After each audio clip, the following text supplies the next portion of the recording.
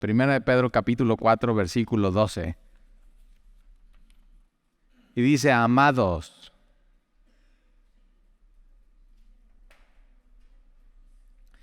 déjame recordarte hoy algo. Esto eres para Dios. Eres su amado. Esta epístola y esta carta se escribió para gente que estaba sufriendo. Y a veces cuando estás en una prueba y estás sufriendo, como que puedes pensar, es que Dios posiblemente no me ama. Como que Dios ya me abandonó, como que se olvidó de mí. Como que si me amara no permitiría esto en mi vida. Y es todo lo contrario. Tienes que saber hoy que si estás en Cristo, Dios te ama. Y dice, amados, no os sorprendáis del fuego de la prueba que os ha sobrevenido. Mira esta palabra, fuego de prueba. O sea, no es una prueba cualquiera, es un fuego de prueba. Y lo que vimos con Pedro antes es que nuestra fe es probada como el oro se prueba con fuego.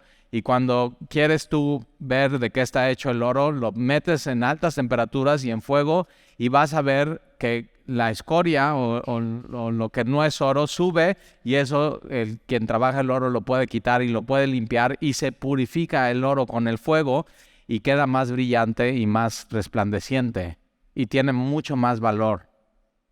Y a veces Dios permite pruebas en nuestra vida que no son simplemente pruebas, sino son fuego de prueba. Y dice que nosotros, que Dios nos ama, no nos tenemos que sorprender del fuego de la prueba que os ha sobrevenido. Es decir, no, las pruebas en los cristianos no son accidentales, no son por suerte, pues quién sabe por qué me tocó, pero pues aquí estoy con esta prueba y estoy sufriendo, sino, y no sé si te ha pasado, a mí me ha pasado que, pues estás caminando bien con el Señor y estás haciendo tu devocional y tratas de ser un buen esposo y estás en el ministerio y sirves en esto y estás bien en tu trabajo y de pronto viene una prueba que no es una prueba cualquiera, sino es fuego de prueba a tu vida y dices, caray, ¿y ahora por qué? O sea, qué raro. Y aquí Pedro está diciendo eso, que no te sorprendas cuando llegue un fuego de prueba a tu vida, como si alguna cosa extraña os aconteciese. ¿Por qué? Porque las pruebas para el cristiano no son por suerte. No, nosotros no creemos, por ejemplo, hay gente que dice, no, pues esto te está pasando, es karma. O sea, le hiciste a alguien mal, entonces te está yendo mal y así. Y no, la Biblia no enseña eso. Y acuérdate lo que vimos la semana pasada, que nosotros tenemos que armarnos del pensamiento correcto acerca del sufrimiento. Entonces, cuando venga una prueba a tu vida, no te sorprendas. Dios va a obrar en esa prueba en tu vida. O sea, tiene un fin, tiene un motivo esa prueba en tu vida. Y vamos a ver un poco más de los motivos y los fines.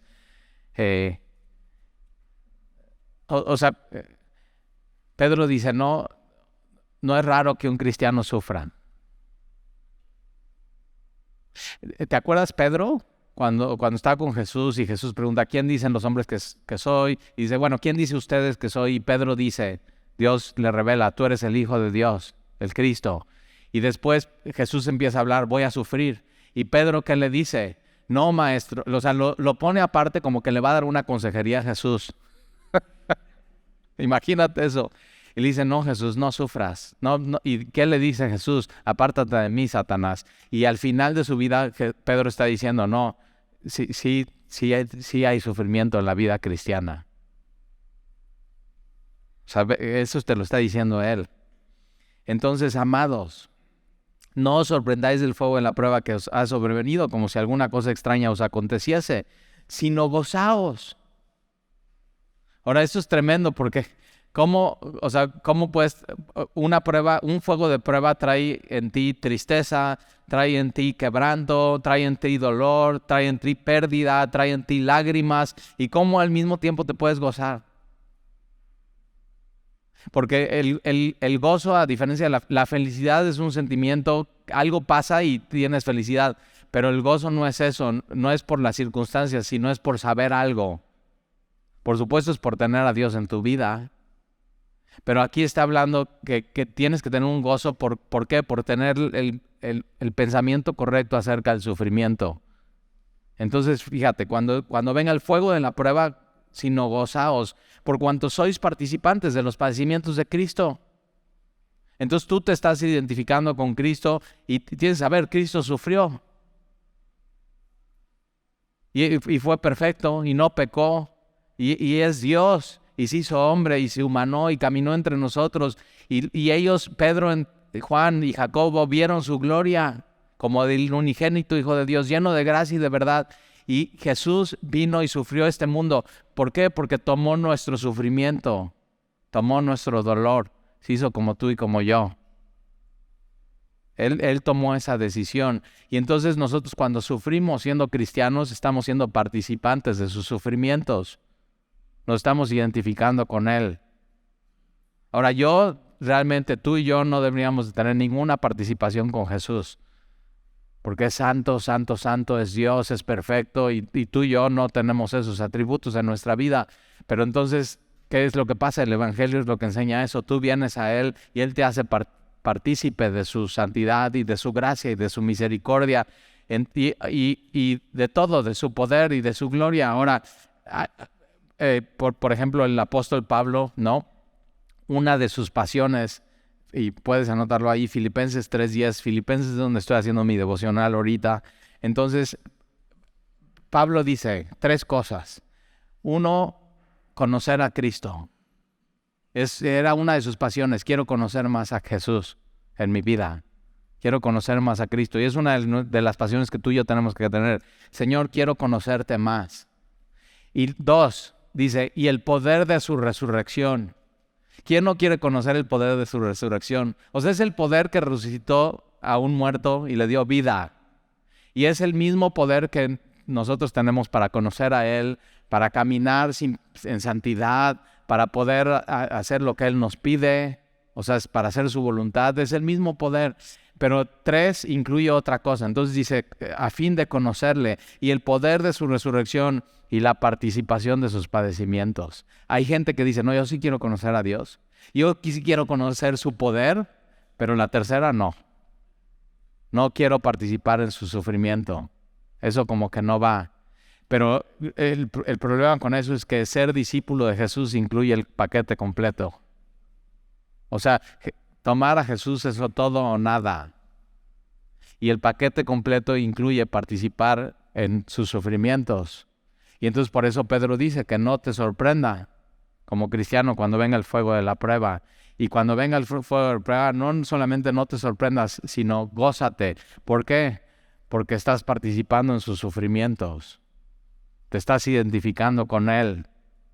Entonces, y no nada más por eso, sino vas a ver más adelante. Entonces, gozaos, por cuanto sois participantes de los padecimientos de Cristo, para que también en la revelación de su gloria os gocéis con gran alegría. Entonces, 3 cosas aquí está diciendo, igual que en Filipenses. 1 es, gózate porque estás participando en los sufrimientos de Cristo, para que en la revelación de su gloria, y hay gente que dice, no, yo quiero toda la gloria de Dios, yo quiero todo el poder, pero no quiero todo el sufrimiento. Y no se puede.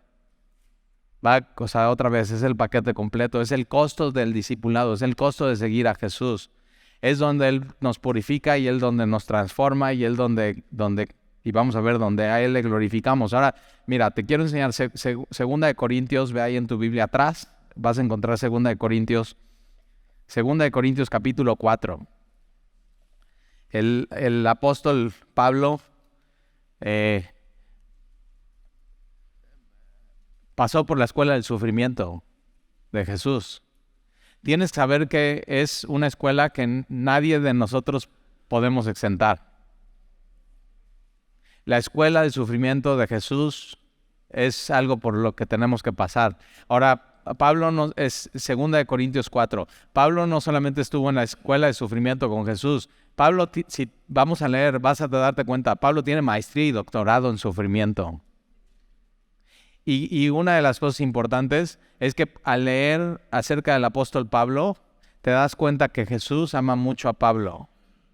Entonces, cuando estés sufriendo y hay doctrinas y hay corrientes de prosperidad y eso que te dicen, no, si tú estás en Jesús no tienes que sufrir, no hay enfermedad, no hay dolor, no hay nada. Y yo digo, no han leído bien la Biblia.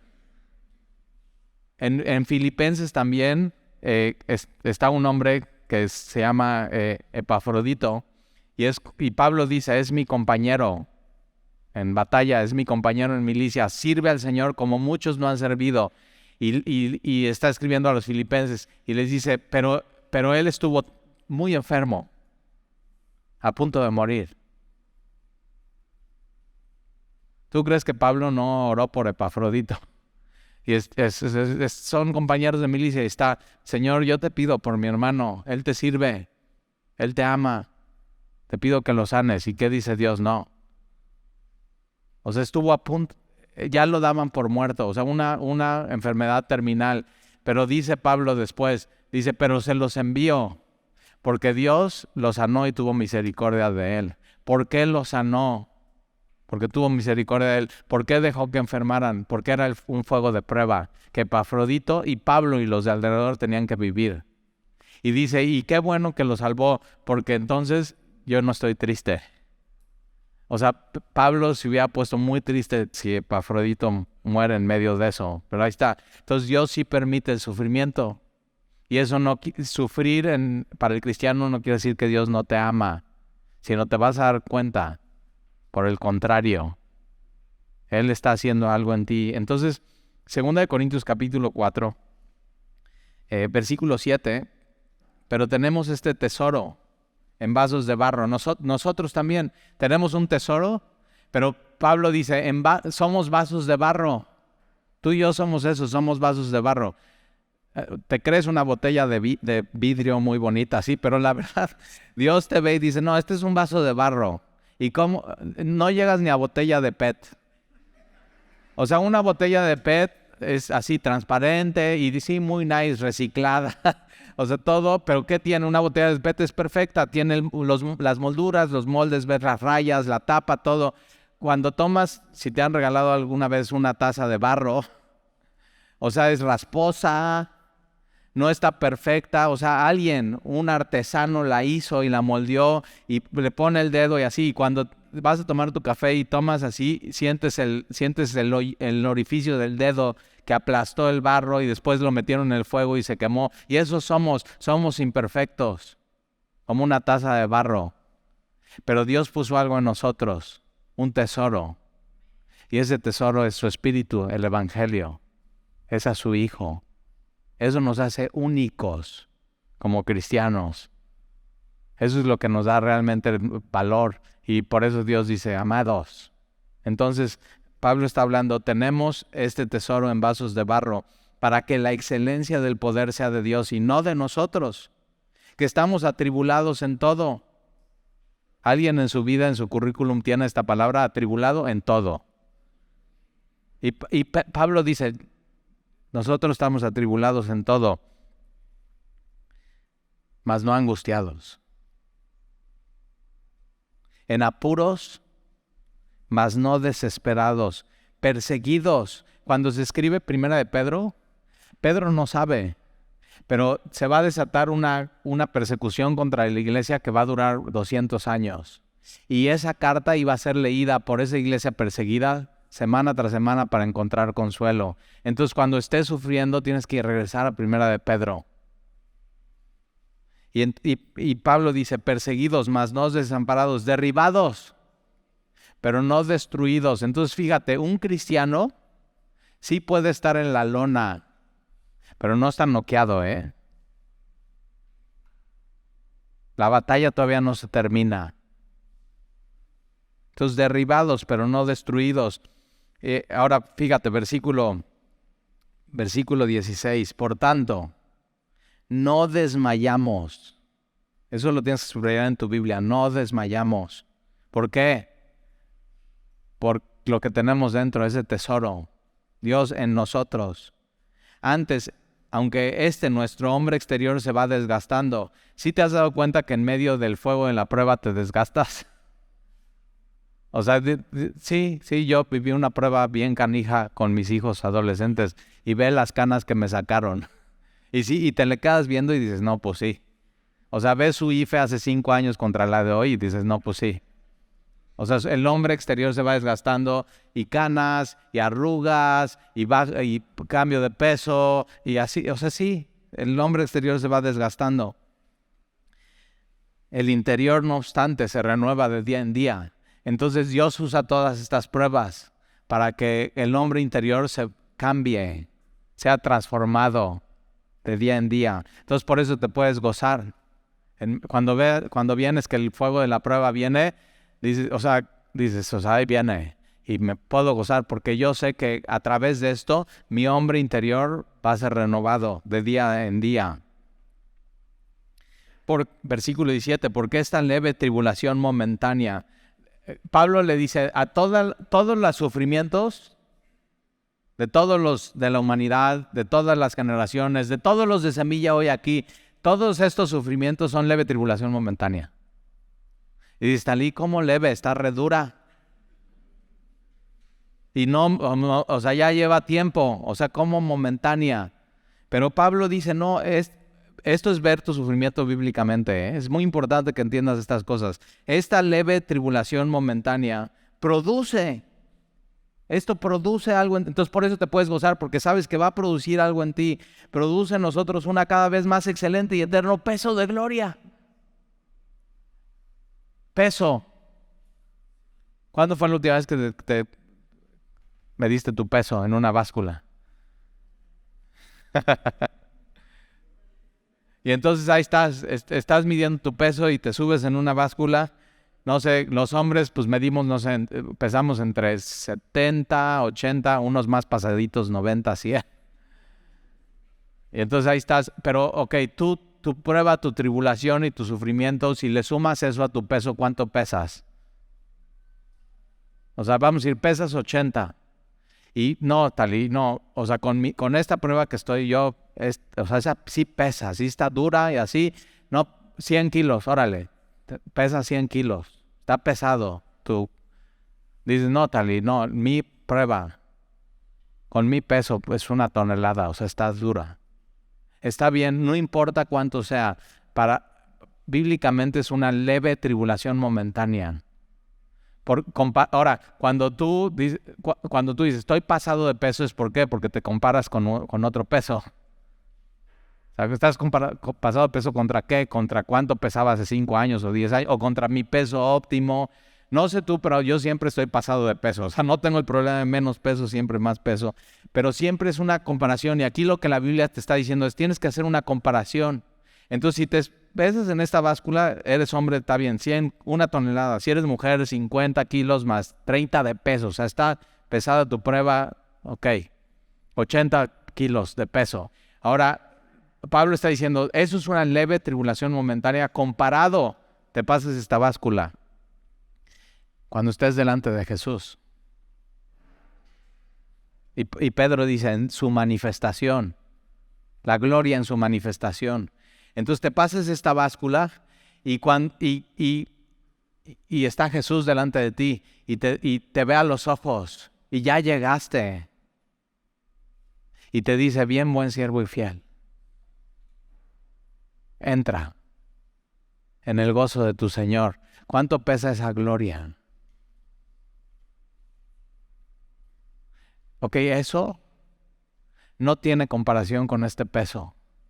Este peso es leve, es una leve tribulación y es momentáneo, porque este peso de acá va a ser eterno. Esto se va a terminar, este peso de acá va a ser para toda la eternidad. No 50 años, no 20 años, no 100 años, miles, siglos, billones de años, una eternidad. El peso de gloria de tener a Jesús enfrente y que Él sea tu Salvador y que te diga, bien, buen siervo y fiel, entra. Entonces, fíjate, ven lo que tenemos. Entonces, cuando estás viviendo una prueba en este mundo, tienes que saber, ok, es momentáneo, es leve comparado con lo que Dios tiene. Y entonces, entre más pesado esta prueba aquí, más gloria acá. Entonces te puedes gozar. Y tienes que empezar a ver tus pruebas Fíjate, ahí te va con qué visión. Versículo 18. No mirando nosotros las cosas que se ven. Somos expertos en ver lo que se ve. Esto está mal, ve esto, o sea. Y no, nosotros tenemos que aprender a no mirar las cosas que se ven, sino a las que no se ven. Cuando estamos aquí en este lado, vemos lo que se ve y no estamos viendo lo que no se ve. Es la gloria venidera, el peso de la gloria venidera. Entonces nosotros,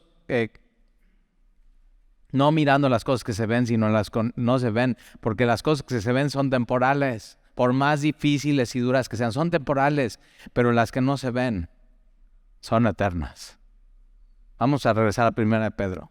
Entonces fíjate cómo Pedro y Pablo son inspirados por el Espíritu y tienen la misma visión acerca del sufrimiento. O sea, toda la Biblia es inspirada por Dios. 1 de Pedro capítulo 4.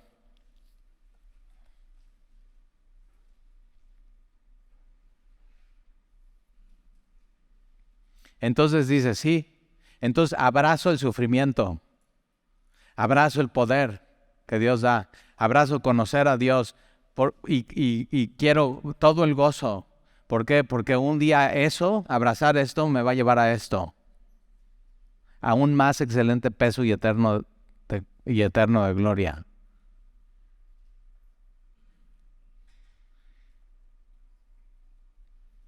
Versículo 13, sino gozaos, por cuanto sois participantes de los padecimientos. Entonces, si eres participante de los padecimientos de Cristo, vas a ser participante de la gloria de Cristo, vas a ser participante del poder de Cristo.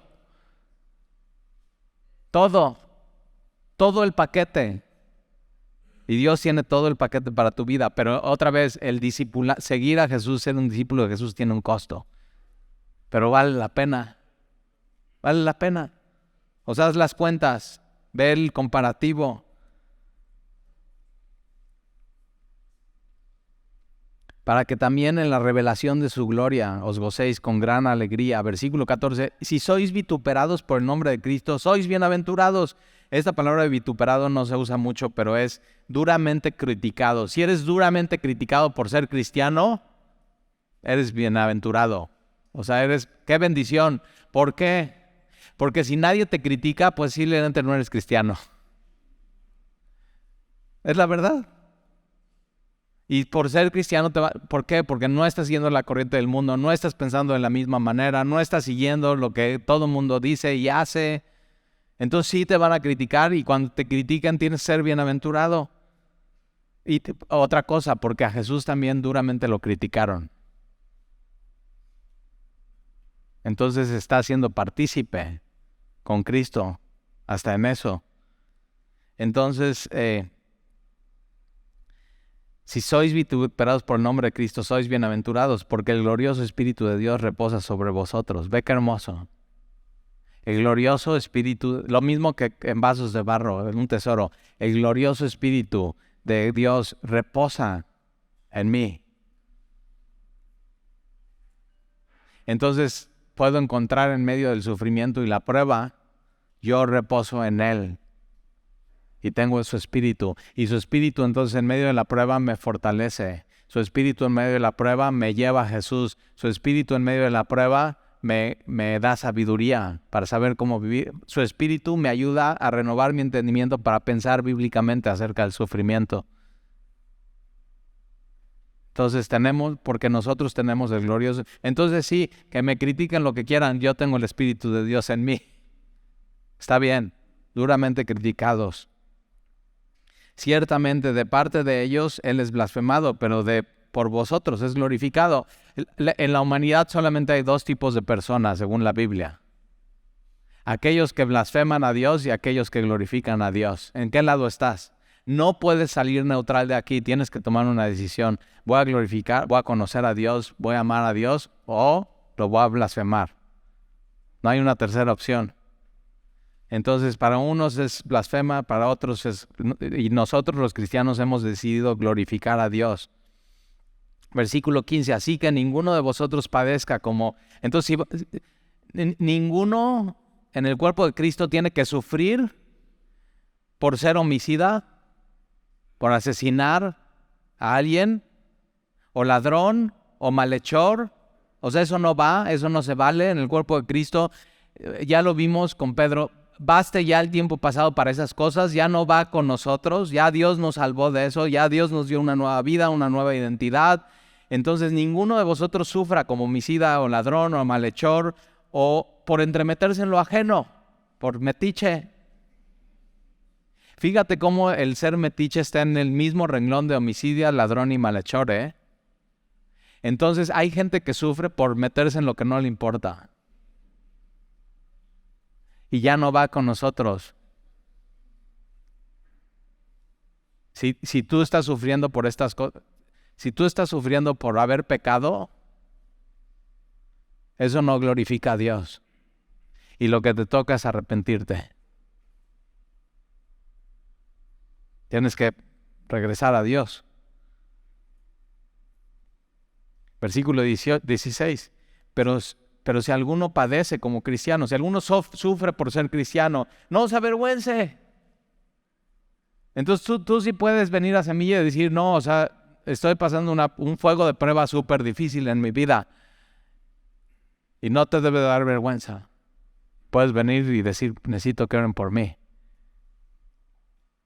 Hay iglesias que no se vale eso. O sea, no puedes decir que te está yendo mal, todo es bien, todo lo puedo en Cristo que me fortalece. Y yo digo, no inventes, no has vivido tu cristianismo bien.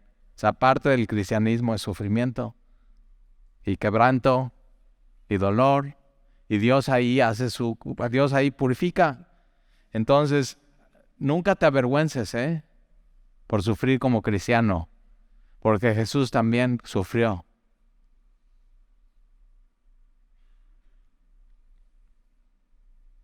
Entonces, si alguno padece como cristiano, no se avergüence, sino glorifique a Dios por ello. ¿Qué hace cuando estás sufriendo? ¿Qué tienes que buscar hacer en tu sufrimiento? Glorificar a Dios. ¿Cómo glorificas a Dios en medio de tu sufrimiento? Confiar en Él, pedir sabiduría a Él, que Él te fortalezca, que el Espíritu Santo que reposa en ti, tú encuentres reposo en Él, que puedas ver bíblicamente cómo se ve el sufrimiento, que puedas renovar tu entendimiento y que ahí, mira, es muy fácil glorificar a Dios cuando todo va bien en tu vida, ¿sí o no?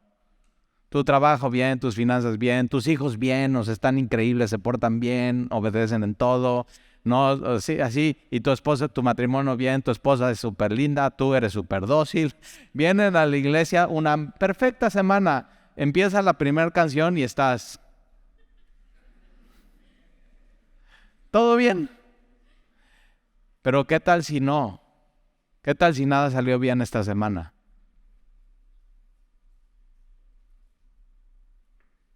Tus hijos rebeldes, tu matrimonio no va muy bien, que digamos, tus finanzas. ¿Y qué tal si viene esa semilla y a pesar de todo eso levantas tus manos y glorificas a Dios? Ahí es donde Dios es más glorificado. Por eso cuando estés sufriendo, no te alejes de Dios, sino acércate más a Dios.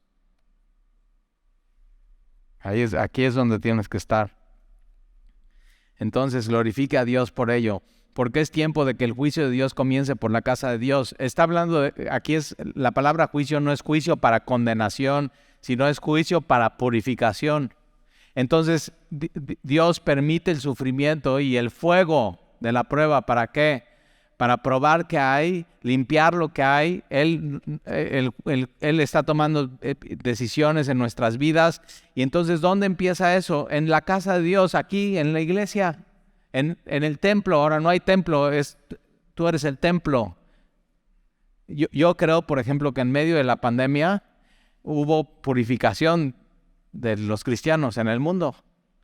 Algunos que venían a la iglesia ya no vienen y nunca regresarán, y Dios purificó eso. Dios sacó los motivos de otras personas y Dios trajo otras personas nuevas. ¿Y dónde empieza el juicio de Dios y sus pruebas? Con su pueblo. Y nos hace bien y nos purifica y nos limpia. Ahora fíjate, el mismo fuego puede ser usado en el oro y refinarlo y limpiarlo, y el mismo fuego puede ser usado en la paja y destruirla. Es el mismo fuego. Pero en nosotros el juicio de Dios no es para destrucción, es para purificación. En los que no creen en Jesús y el Evangelio, el fuego es para destrucción eterna. Por eso es tan importante el Evangelio, por eso es tan importante Jesús. Entonces, es tiempo de que el juicio de Dios comience por la casa de Dios. Y si primeramente comienza por nosotros, ¿cuál será el fin de aquellos que no obedecen al Evangelio de Dios?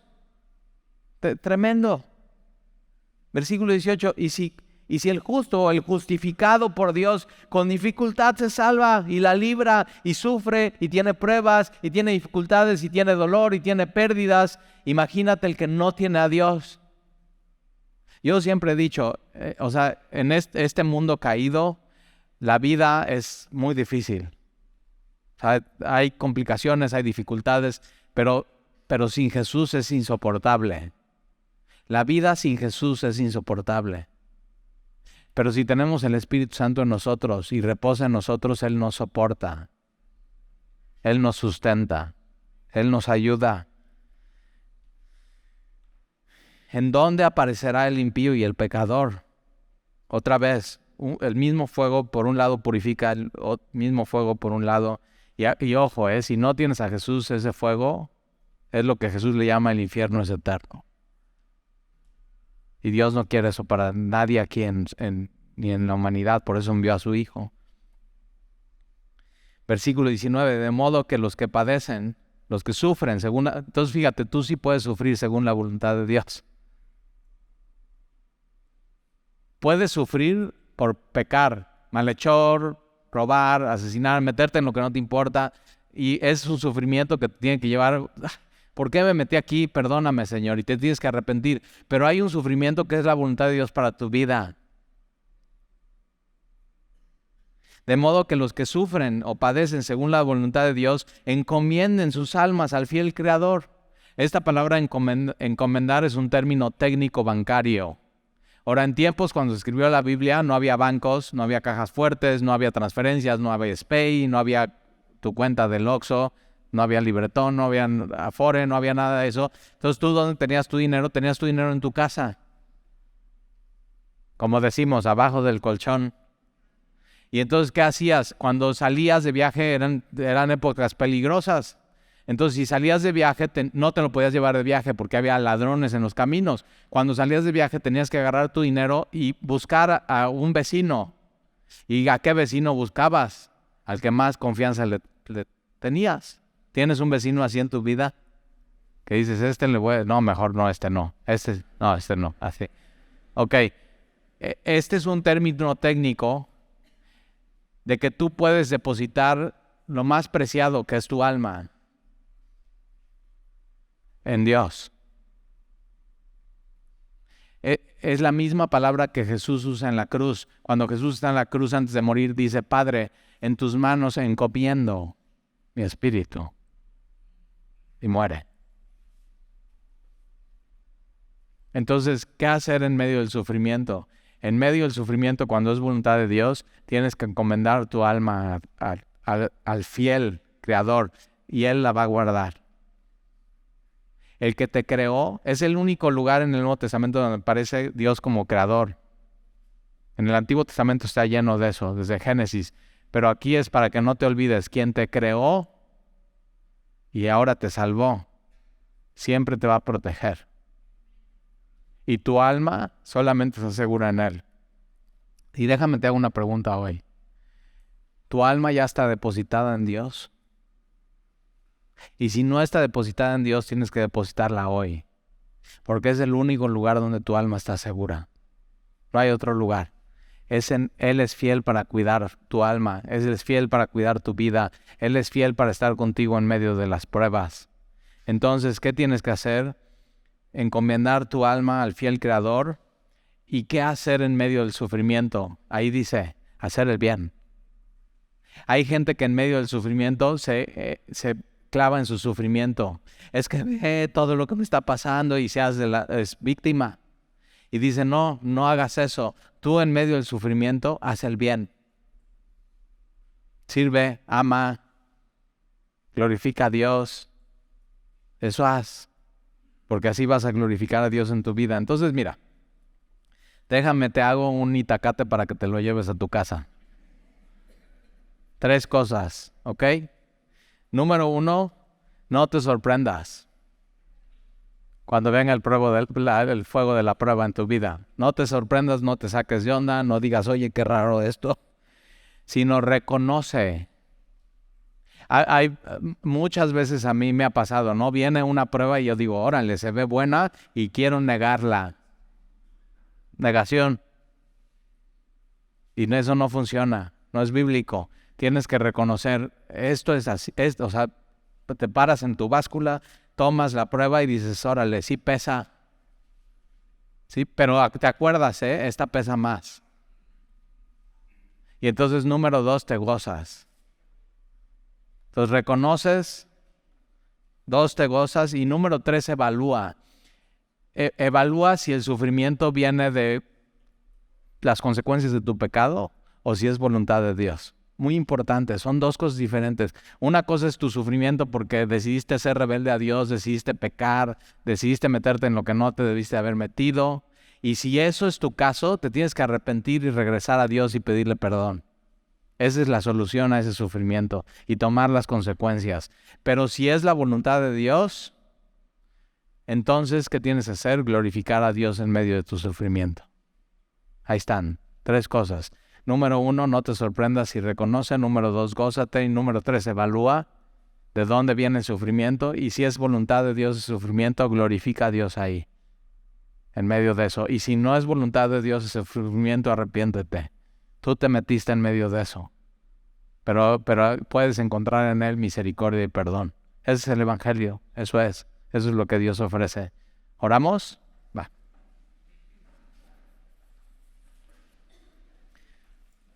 Y Señor, te damos gracias por tu palabra. Gracias por tu misericordia y por tu bondad. Y yo te quiero pedir porque hoy volvamos a encomendar nuestras almas a ti, Padre, que eres el fiel Creador. Tú nos creaste, tú nos hiciste, tú eres nuestro Creador y tú eres nuestro protector. Y no hay otro lugar donde nuestra alma pueda estar segura si no es en ti. Tú hiciste nuestra alma, Señor, y nuestra alma te pertenece. Entonces hoy depositamos nuestra alma en tus manos, así como Jesús dijo en la cruz, Padre, en tus manos encomiendo mi espíritu. Nosotros hoy lo hacemos, Señor.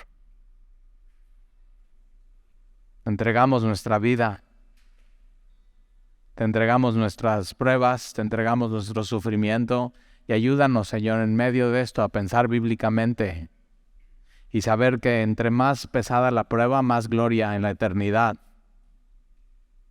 y que todo esto es una leve tribulación momentánea. Y ayúdanos a pensar así, Señor, siempre. Y te lo pedimos, te amamos, gracias por hablarnos. Gracias por consolarnos, gracias por animarnos. Levanta nuestras cabezas, Señor, hacia ti. Anima nuestra alma y consuela nuestro espíritu. Te lo pedimos en el nombre de Jesús. Amén.